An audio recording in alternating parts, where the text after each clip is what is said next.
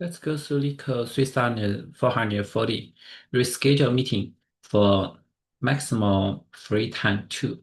So it gives us a event time, which is end of those kind of maximal end place of this kind of um, X time.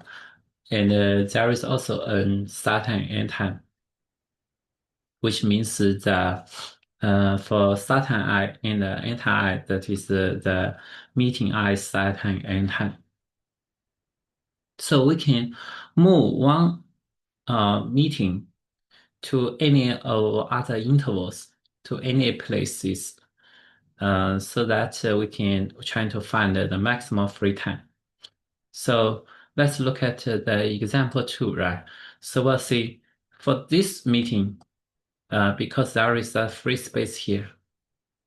So let's see 8 to 9 is greater than equal to 1, right? So we are able to put this meeting here, and that will have a free space that will be from 0 to 7. So in this case, it will return 7. And for example 1, right? Because there is no free space, we can also still consider, for example, there are n meeting, there are n plus 1 space, right? Or interval. Um, so we'll see there is no space. We can place those kind of meetings, right? So we can only the optimal one is that we can only put this one possibly here, right, at the beginning of this adjacent interval or at the end of the interval, right? So, so we'll see for any meeting, it has two choices, right? So one choice is that for example, this in meeting I for the interval I and I plus 1, right? And for any intervals from I plus 2 to the end, or any intervals from 0 to I minus 1, if there is an interval greater than the meeting i's length, then we have one of the candidates that will be the interval I plus meeting I plus the interval I plus 1, right? So this is one choices. Another choice is that from interval I plus 2 to the end, or the interval 0 to I minus 1, there is no actual interval greater or equal to the current meeting, right? I will say the interval that is a free space, then that means we can only use the interval I plus interval plus 1, right? Because we can only put this one here or put here, right? So there are only two choices. So we need to go through every meeting trying to see whether this kind of meeting can be moved to somewhere else, right? And if it can be moved somewhere else, we can use this place as the local candidate. If cannot, we can just use the sum of these two as a local candidate, right? So if we know this logic, we can write code. But the thing is that we can use a write max to pre-process those kind of intervals, right? So this is I plus 1, right? We need to compare the write max I plus 2, right? And write max right, we can pre-process that. For the left part, we can go iterate those kind of meetings, then or the intervals, right? Then calculate at the same time. So let's write code for this. So we're going to have int I equals start time dot length, and let's get all the meetings because we are going to use a write max array. The space complexity will be ON, right? In this case, we can pre-calculate all of all of those kind of things we need so that it will get things simpler, right? So we can create a new int n as well, right? This kind of meeting. So int I equals 0, I smaller than n, I plus plus. So we're going to have meetings I equals n and I minus start time I, right? And we can also pre-calculate those kind of intervals as well, right? Or space, whatever you want to call. That is trying to see it will be new int n plus one, right? So that I'll say if we don't because we don't create a write max process, we don't need to create these two. In that case, we can use, but now as we create the write max index, right, the space complexity will already be On. So we create these two array to get us code simpler. Intervals 0 will be start time 0, right? And intervals n equals end time minus n event time minus n time n minus 1, right? Then for int I equals 1, I smaller than n, I plus plus. So we're going to have intervals r equals start time I minus n time I minus 1, right? Then we can have a write max array.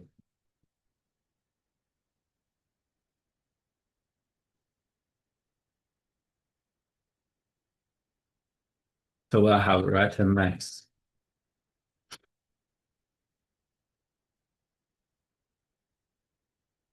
n equals intervals n, right?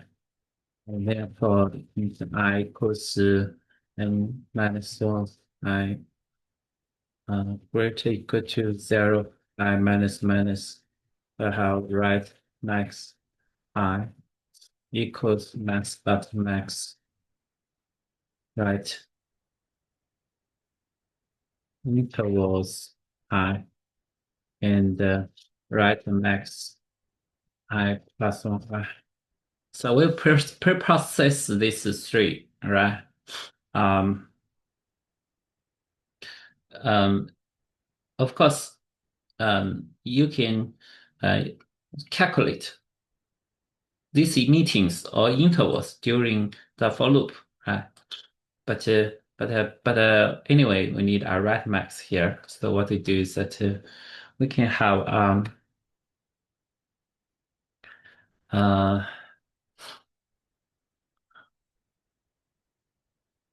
we're going to have a left max equals 0, right? And result equals 0. So what we do is for every meeting I equals 0, I smaller than I plus plus.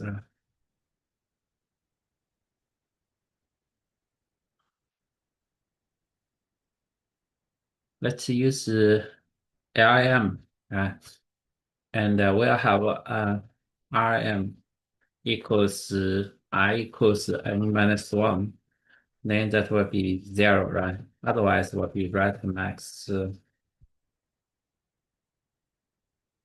I plus 2, right?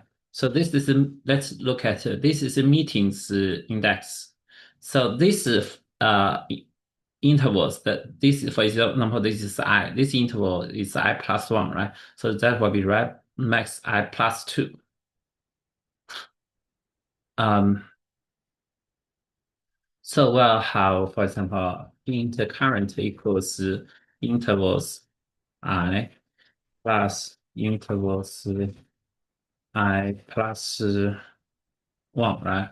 So we'll write if write max greater equals to meetings I, or left max greater equal to meetings I. Then we'll have current should plus equal to meetings I, right? And also we need a result equals max dot max result and the current. And we'll have left max equals max dot max left max and intervals I, right? So in the end, we just return result.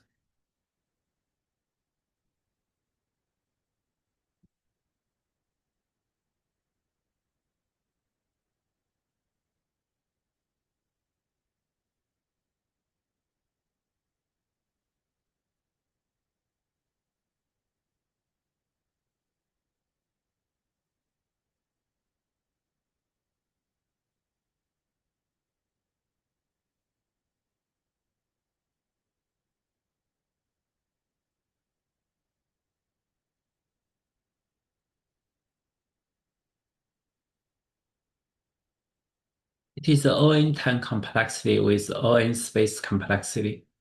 And we can also write Python code for this. So we have n equals nice start at none. So what we do is meetings equals end time I minus start time I for I in range n, right? And we're going to have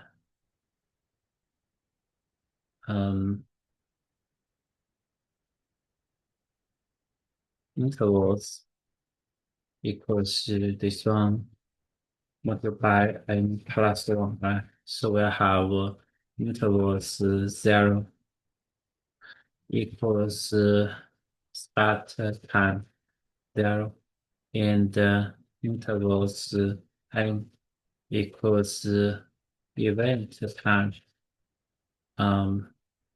minus n time and minus 1, right? So for I in range 1 to n, we're going to have intervals I equals start time I minus n time I minus 1, right? And we also have need a right max equals this one multiplied by n plus 1, right? So we'll have right max n equals intervals n. Then what we do is for I in range n minus 1 minus 1 minus 1, right? So we have right max I equals max right max I plus 1 in the intervals I. Then we can have a LM result equals 0, 0, right? Then what do we do is for I in range n. So we'll have Rm equals 0 if I equals n minus 1. Else that will be right max I plus 2, right? Current will be intervals I plus intervals I plus 1. So we'll say if Rm is greater equal to meetings I or left M greater equal to meetings I, then we are going to have current should plus equal to meeting I, right? So then we'll have result equals max result in the current. And we'll also after left hand equals max left hand and intervals. So in the end, just return result.